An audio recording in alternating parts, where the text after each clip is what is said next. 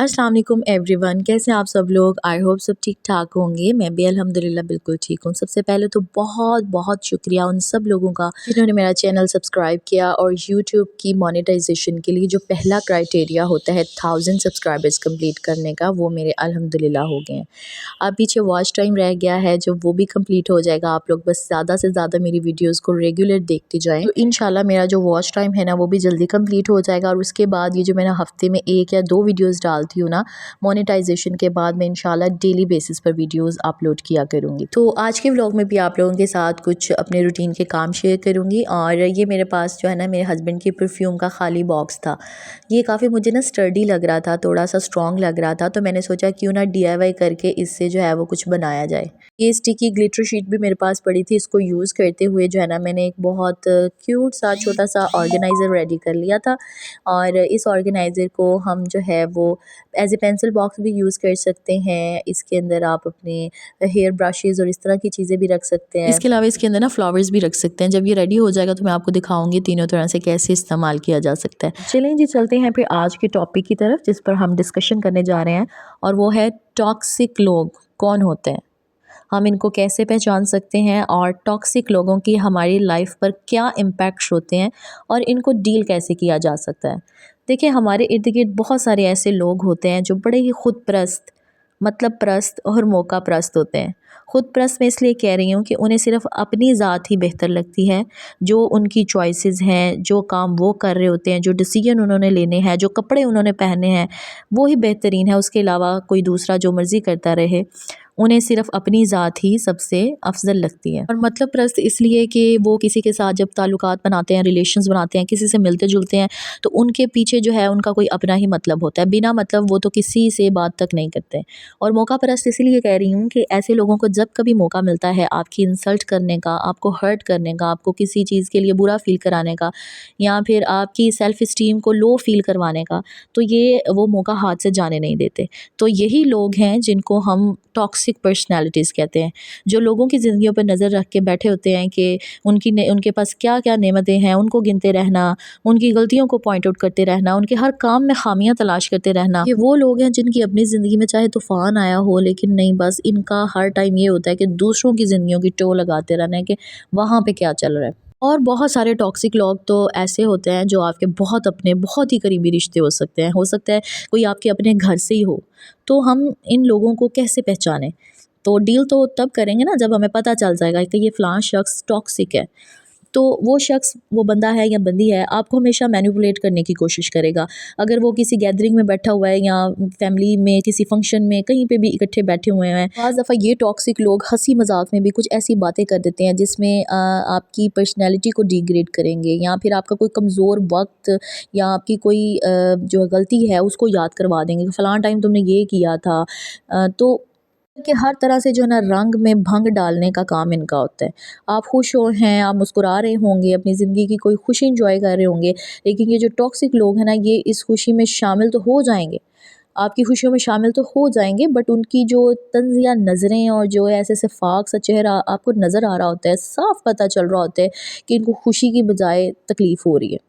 और हम क्या कर रहे होते हैं कि ऐसे लोग, ये जिनको तकलीफ़ हो रही होती है ना, हम इनके आगे पीछे घूम के पूछ रहे होते हैं, क्या हुआ आपको, ठीक तो हैं, तबीयत तो ठीक है, आप यहाँ बैठ जाएं, क्या हुआ, आप इजी तो हैं, आपने ये खा लिया, आपने वो खा लिया। भाई, बुलाना ही नहीं चाहिए, बात ही ना करो ऐसे लोगों से। यही तो वो चाह रहे होते हैं कि हर वक्त जो है ना हमारे इर्द गिर्द ही मेला लगा रहे और लोग सिर्फ हमें इम्पोर्टेंस दें। बहुत बड़े एक तरह के जो है ना अटेंशन सीकर होते हैं कि सब अटेंशन, सारी लाइमलाइट बस हम पे ही हो।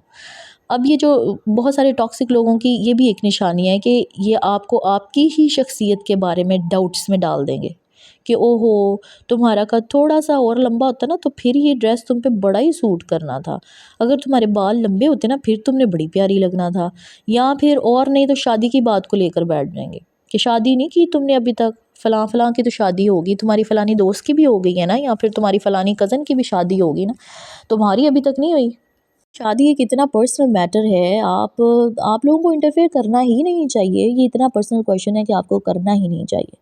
लोग बाज नहीं ना आते आपकी लाइफ में इंटरफेरेंस करने से, कोई ना कोई ऐसी बात करने से जिससे वो आपको लो फील करवा सकें। तो बात तो सारी आपके दिल की है ना, आपके दिमाग की है। जब आप लो फील करना शुरू हो जाते हैं तो इसका मतलब है कि अगला बंदा कामयाब हो गया। اچھا बहुत सारे टॉक्सिक लोग ना इस तरह के भी होते हैं कि अगर आपकी कोई सक्सेस आपको मिली है, आपकी कोई कामयाबी हुई है, तो वो अपनी कामयाबियों से आपकी कामयाबियों को कंपेयर करना शुरू कर देंगे और फिर कहेंगे लें जी, मतलब जैसे फॉर एग्जांपल आपने कोई गाड़ी ले लिया तो वो बताएंगे हाँ हाँ हमारे पास तो हैवल है, हमारे पास तो टक्सन है, मेरे बेटे को तो जी होंडा सिविक ही पसंद है, और आपने कौन सी ली है, मेहरान, अच्छा चलें सही है, आप लोगों के लिए तो ये भी काफ़ी है। इस तरह की बातें वो लोग करेंगे। अच्छा, आपको एक वाक़या भी बताती हूँ, मेरी फ़ैमिली का ये एक वाक़या है कि मेरे एक रिलेटिव के यहाँ ना 2 बेटियाँ थी पहले, और अल्लाह ताला ने एक बेटी उसको और दे दी, और बच्चियाँ हुई भी सिज़ेरियन के साथ थीं, तो उसकी एक बहुत ही करीबी आंटी उसका पता लेने के लिए आई हैं। लोग नॉर्मली जो है बच्चों के पैदा होने पर खुशी या मुबारकबाद देने के लिए आते हैं, तो वो कह रही हैं क्या हुआ, तीसरी भी बेटी हो गई? अच्छा परेशान तो नहीं हो? कोई बात नहीं, अल्लाह ताला तुम्हें सब्र दे।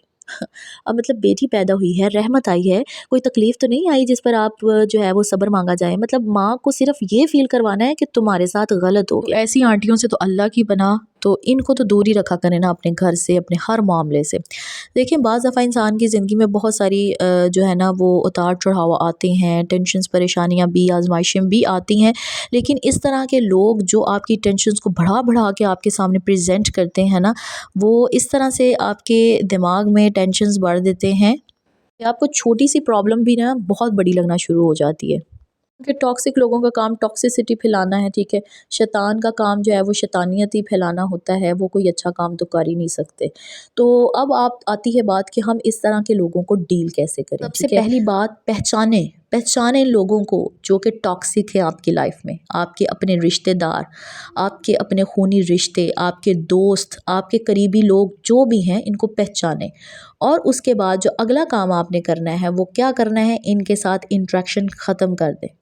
अगर आप बिल्कुल ही ख़त्म नहीं ना कर सकते, क्योंकि कुछ रिश्ते तो ऐसे होते हैं जो आपके घर में ही रह रहे होते हैं, तो उनके साथ इंटरेक्शन बिल्कुल ख़त्म तो नहीं किया जा सकता, लेकिन लिमिटेड तो किया जा सकता है ना। बस आपने क्या करना है, उनको अवॉइड करना शुरू कर देना है। अगली बात ये है कि अगर किसी गैदरिंग में बैठे आपको यही टॉक्सिक लोग मैनिपुलेट करने की कोशिश करें, तो आपने रिएक्ट ही नहीं करना। बिल्कुल आपने काम सा फेस रख कर एक दबी सी मुस्कुराहट दे देनी है।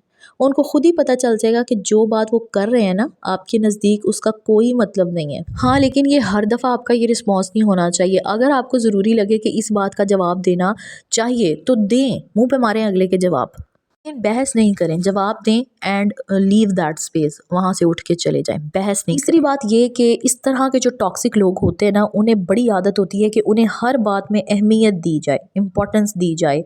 उनको जो है ना चीज़ में लाइमलाइट चाहिए होती है, तो आपने क्या करना है, उनको अहमियत देना छोड़ दें। बस ख़त्म करें उनकी पूजो पूजो करना, जस्ट इग्नोर देम।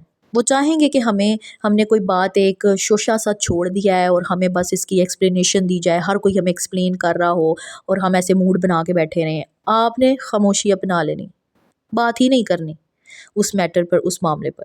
तो वो जो इज़्तिराब आपको देना चाहते थे ना, वो शोशा छोड़कर, तो उस इज़्तिराब में वो खुद मुब्तला हो जाएंगे। चौथी बहुत इंपॉर्टेंट बात कि आप शीशे के आगे खड़े हो जाया करें और ख़ुद से जो है ना वो पॉजिटिव बातें किया करें, पॉजिटिव खुद कलामी, अपनी खुद तारीफ़ करें, अपने आप को अच्छे से ट्रीट करें, नेगेटिव बातें नहीं सोचें।